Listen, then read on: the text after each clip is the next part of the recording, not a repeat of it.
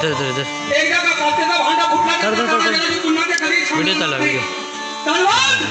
स्त्रीच्या जीवनाला एकदा का काळात द्यावा लागला की आयुष्याच्या शेवटच्या क्षणापर्यंत कधी तो पुसला जात नाही.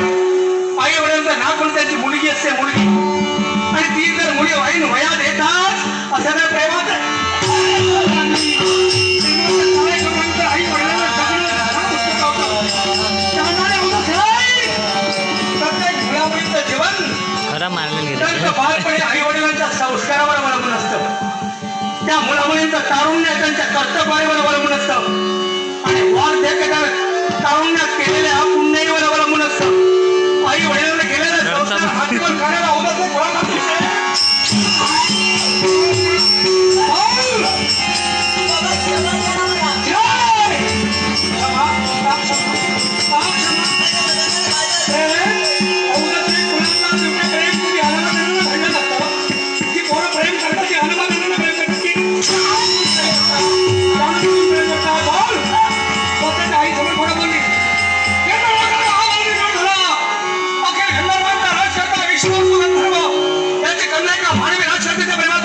तो बघतो असं काय तेव्हा आई वडिलांचं काय होतं ना तुम्हाला चांगला कोणी कधी कळत नसतं. एक लक्षात ठेव, समाजातले प्रत्येक आई वडिलांसमोर मला आदर्श ठेवायचा आहे. जेव्हा अशी पोरं वागतात ना आई वडिलांचं नाव नरकात टाकण्यासाठी आणि जेव्हा त्या आई वडिलांचं ध्यान येतं कोणताही आई बाबा असू द्या त्याच्या वेळी त्या पोरीला गाढा लावाय कारण आई वडिलांची प्रतिष्ठा मुलं वयात आल्यानंतर त्या मुलांवर अवलंबून असते. आणि तीच मुलं जर वयात वागू लागली तर समाजात जनमानसात आई वडिलांची प्रतिमा लावली जाते. जनतेत आई वडिलांच्या मध्ये वेगळे प्रसाद भरले जातात आणि त्या आई वडिलांना समाजात कधी टाच मानेनं फिरायला नको. आई वडील स्वतःच्या जीवाचं घाण करतात. तुम्हाला कोरोना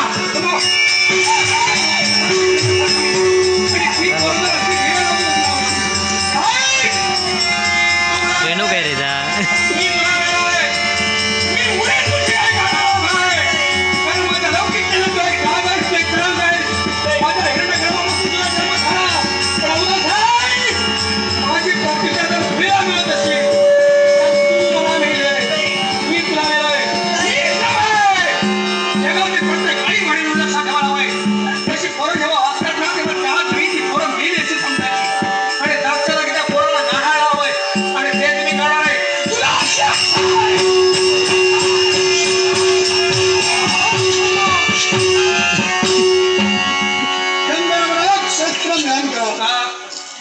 लहान दोन्ही मोठा घात घेतोय प्रथमता मला क्षमा करा. पण त्या प्रश्नाचं उत्तर तुमच्याकडे मला काय म्हणून प्रेम करणं म्हणजे गुन्हा गाव मुळीच नाही. मग तुम्ही विरोध का करताय? पण प्रेम कुणी कुणावर कुठं कधी करावं याला सुद्धा मर्यादा आहे. आणि म्हणूनच वास्तविकरित्या तुझा मला काही संबंध नाही. आणि जगातील प्रत्येक आई वडिलांना हे लक्षात ठेवायला हवंय समोरच्या युवकाला कधी दोष द्यायचा नसतो. आपलं नाणं तुला मी दोष देणार नाही. माझी बोल स्वच्छ पटणार का सांगतो तुझ्या बाहेर माझ्याकडे लोकांना आलो नाही घरचा दोष म्हणत आहे माझ्या पोरीचा. तुला मला काही म्हणता समज तरी पण तू जर माझा प्रतिवादी म्हणून मला गेलास तर नाही दादा तुला विचार लागताय काय ते तू एक समर्थ राजशर्ता ना होय. अयोध्येच्या पुण्यमी तुझा जन्म झाला. अयोध्येच्या पुण्यमी तुझा जन्म झाला. एक बाण एक वचने एक वचने परमपुरुषोत्तम म्हणून त्याप्रमाणे रामचंद्र अयोध्येचं राज्य सांभाळलं. त्या अयोध्येच्या पुण्यमी क्षेत्रात तुझा जन्म झाला. तेव्हा सत्य सांग एक समर्थ राजशर्ता असून सोळासारखा यारांना प्रेम का करतोय? मग मला सांगा ही तुमची एकुलता एक राजकीय कन्या अनेक वर्ष मृताभूमीवर माझ्यावरचा बळा प्रेमासाठी येत होती. मग एवढे दिवस तुम्ही कुठं होता? फार छान विचारलं, सुंदर विचारलं. कारण तू अजून बाप झाला नाही. मी बरोबर आहे आणि म्हणून बापाच्या वेदना यातना काय असतात याची कल्पना तुला नाही. संस्कृती कशी सांभाळावी हे तुला ज्ञात नाही. तू मला तुम्ही झोपला होता का? चांगलं विचारलं. पण हे राजा आई वडील ना पुरांवर आंधळा विश्वास ठेवतात. आणि अंध्या विश्वासावर जगत असतात. आपली बोल सभ्य आहे, आपली बोल आपल्या वचनांच्या बाहेर जाणार नाही, आपल्या आज्ञेच्या बाहेर जाणार नाही, अशी बिचारे आई वडील अंधळ्या विश्वासावर असतात. आणि त्या अंधळ्या विश्वासावर अशी तारुण्याला मुसमुसलेली कोरोना निर्णय टाकतात. पण जेव्हा आई बाबाच्या घरी येतो तेव्हा त्या आई बापाला जागरूकतेने उठायला हवाय. आणि तेच मी करतोय. गंधर्व लोक जेव्हा मला कळलं की माझी पोळे का मानवी राक्षस त्याच्या प्रेमात पडले, तेव्हा गंधर्व लोकांना देव करून हा विश्वास गंधर्व या मृतबंधावर आला. याचा अर्थ मी झोपला नाही, मी जागा आहे. मग या दोष करा तुमचा आहे. ही तुमची गेली अंतर आहे. गेले 1 वर्ष स्वर्ग लोकांना दाखवली अमृताबंधूवर. तुम्ही गेलेला प्रेमासाठी होती. मग केलेला प्रेम सिद्धांत करायला होता. मला आधी माझी बोल अनेक दिवस या रंगात तुला भेटतंय. होय तू राजा ना, होय. तुझ्या प्रेमात पाडू असतील का नाही? म्हणजे माझी पोर तुझ्या प्रेमात पडली, तू का मला कथन केलं नाही? गंधर्वराज, प्रत्येक गोष्टीला वेळेचा बंध आहे. शेवटच्या वेळेतच स्वर्ग लोकांपर्यंत येऊन या तुमचा कन्याचा निश्चित मी मागितला. तारुण्यांना मुसमुसलेला मोळा वेळेचं बंधन नाही. केव्हा त्यांचा तोल जाईल हे कधी सांगता येत नाही. आणि म्हणून योग्य वेळी योग्य माणसाने योग्य निर्णय घ्यायला हवे. अर्थात तू योग्य वेळी मला कथन केलं असतास कदाचित माझ्या समजलं माझ्या बोलता तुझ्या हाती दिला असता. पण हे लक्षात ठेव, तुझ्या प्रेमात पारदर्शकता नाही. काय ते? प्रत्येक व्यक्तीला व्यक्ती स्वातंत्र्य आहे. त्या व्यक्ती स्वातंत्र्याचा करून तुमच्या कन्याला माझावर आणि मी तुमच्या कन्या बंद केलं. काय तुकडा हे राजा! स्वातंत्र्य म्हणजे स्वैराज्य नव्हे. आई-वडिलांचं नाव, आई-वडिलांची लौकिकता धुळीग्रस्त करणं हा स्वातंत्र्य भाव आहे.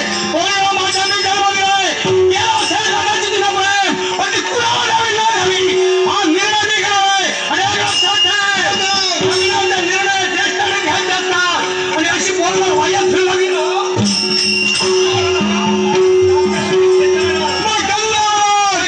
तुम्ही मान्य करा किंवा अमान्य करा, मी त्याला किंमत देत नाही. पण तुमची कन्या माझ्याशिवाय राहू शकत नाही आणि मी तिच्यावर केव्हा येऊ शकत नाही.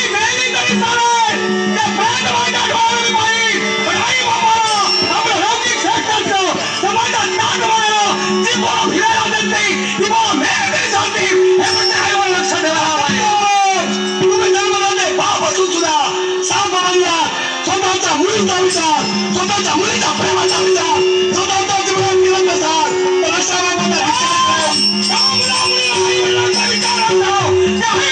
सुद्धा आपल्या मुलांचा विचार कधी केला नसतो.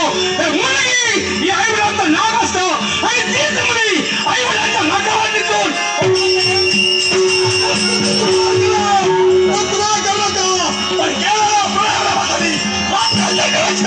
माझ्या जीवनात तुम्ही केला पण माझी भार सुद्धा मी तुला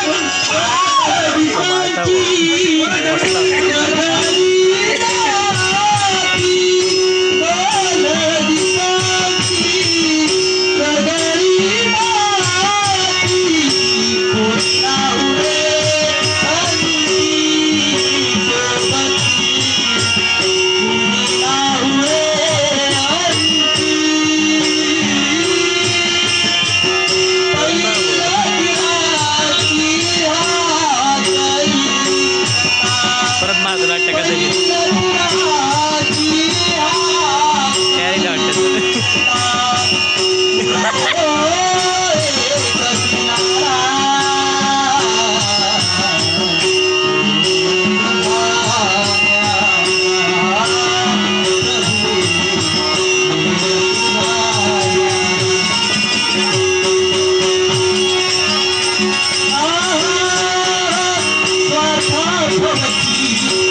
वाटतं ना.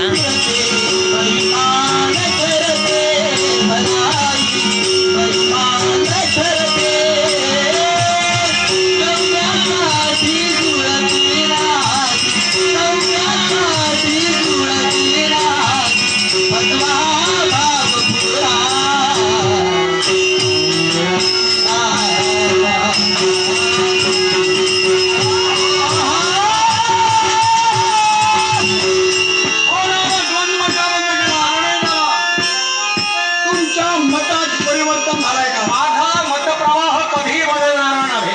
मग युद्ध थांबवण्याचं प्रयोजन याला कारण आहे कोणतं? असं चोरून आई वडिलांना अंधारात ठेवून जी पोरं प्रेम करतात ना त्यांना पश्चाताप होते काय कळायला. आणि बाबाचं महत्व जगात काय आहे हे तुम्हा दोघांना मला पाठवायचंय. आणि म्हणूनच तुम्हा पिठामाच्या धोरणाला महाधोंडाचा थांबेल आहे. हे माझा शेवट आहे. माझा मतप्रवाह बदलणार, माझ्या मतात परिवर्तन झालं नाही. हे युद्ध या बोललेला. एकाच मनासाठी एक प्रेमानं माझा अपमान केला, तिरस्कार केला. या सांडणाऱ्या स्वतःच्या पित्याचा, स्वतःच्या मातेचा, स्वतःच्या प्रतिष्ठेचा अर्थ नाही. म्हणून माझा बापाचे राहिते दिवस आहे. केवळ भावाचा आहे. तो भाव आहे बाबा.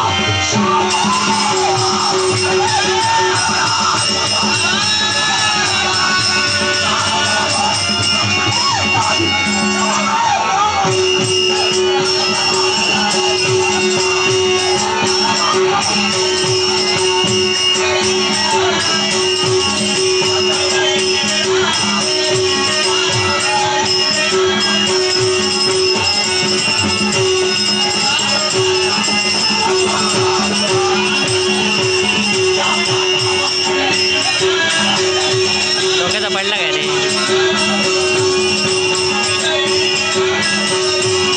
तो वेगळंच दिसतो.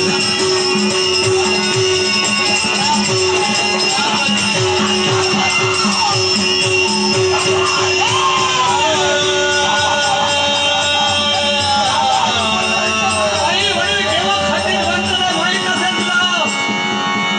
तेव्हा आई वडिलांच्या प्रतिष्ठेला नाव लागतं. आई वडिलांना जगात जगणं मुलांवर नामांकित होतं. समाजात जेव्हा आई वडिलांची मान खाली पडते ना तेव्हा आई बाप काळ सर्पाप्रमाणे दूर मिळवतात. हे राजा माणसाच्या जीवनात 6 शत्रू आहे. माहिती आहे ना तुला? माणसाच्या जीवनात 6 शत्रू आहे. काम, क्रोध, मदमत्सर, दंभ आणि लोभ असे 6 शत्रू माणसाच्या जीवनात आहेत. त्या कामाचा हारी गेलास, क्रोधाचा अंगीकार केलास, ज्येष्ठाचा अपमान तुझ्याकडे वेळला गेला. आणि मग कसा आहे? बापा किती आहे माहित आहे का तुला त्याला? बापा किती आहे माहित आहे का तुला? काही वाचिक, मानसिक आणि सांसारिक अशी 4 पाप आहेत. तू वाचिक पाप केलंस. तिच्याशी लग्न करायचं तुझ्या घरात एवढं नाही तर तुम्हा दोघांचा संसार झाला. आणि म्हणून माझ्या शापाची वाटेकरी तुम्ही आहात. माझ्या लक्षात ठेव. हा मला कोण? सावधान शब्द माझ्या मुखातून गेला म्हणणार नाही.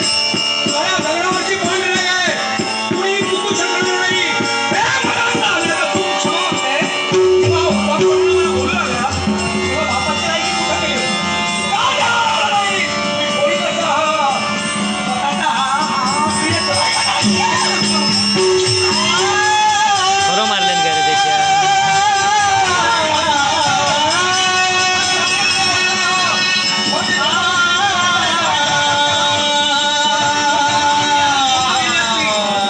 क्षमा केली असती.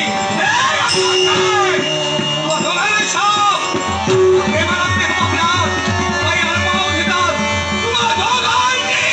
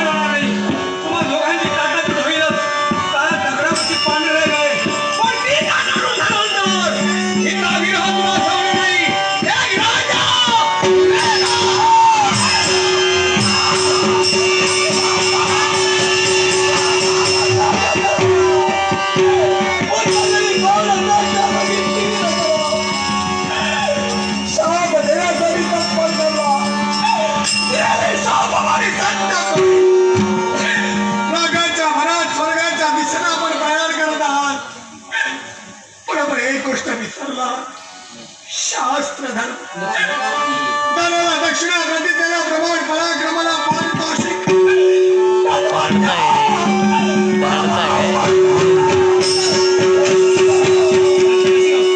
नक्की पाडू गोसावी असते म्हणून 50 पैसे नक्की पाडू गोसावी असते आभार म्हणून नाट्यविश्वात केला अभिवादन करून माझ्या कलेश्वर दशावतार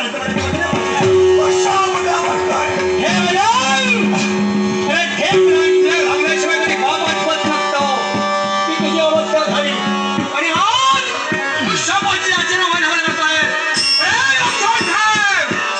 मी देवतांच्या सहवासात वावणारा गंधर्व देवतांसमोर अनेक वर्ष माझी गेली. देवतांचा शिष्टाचार माझ्या समोर आहे. हे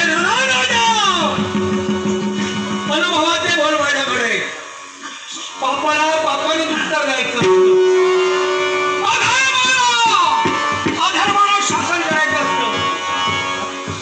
प्रफुल्ल सावंत यांचे बोल प्रफुल्ल सावंत यांचे आवाज